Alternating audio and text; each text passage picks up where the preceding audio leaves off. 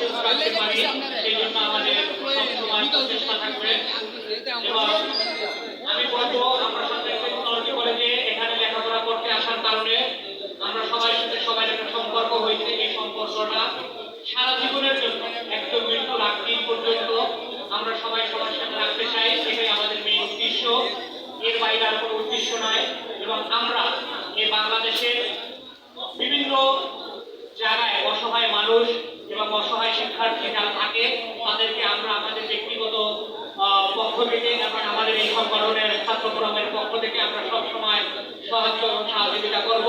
এবং আমি সবশেষ ধন্যবাদ জানাই এই সংগঠনকে সামনে এগিয়ে নেওয়ার জন্য সম্মানিত সভাপতি এবং সদস্য সচিব জসিম ভাই এবং জাভেদ ভাইকে।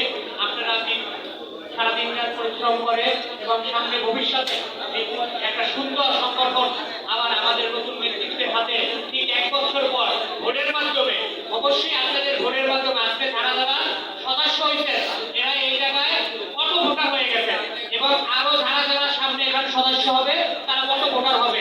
আমরা ঠিক 1 বছর পর একটা কাউন্সিলের মাধ্যমে আমরা সুন্দরভাবে আবার একটা নতুন নেতৃত্বের হাতে এই সংগঠনের দায়িত্ব ভাগ করে দেব। এই বলে আমার এই সংক্ষিপ্ত বক্তব্য এখানেই শেষ করছি। জয় বাংলা, জয় বঙ্গবন্ধু।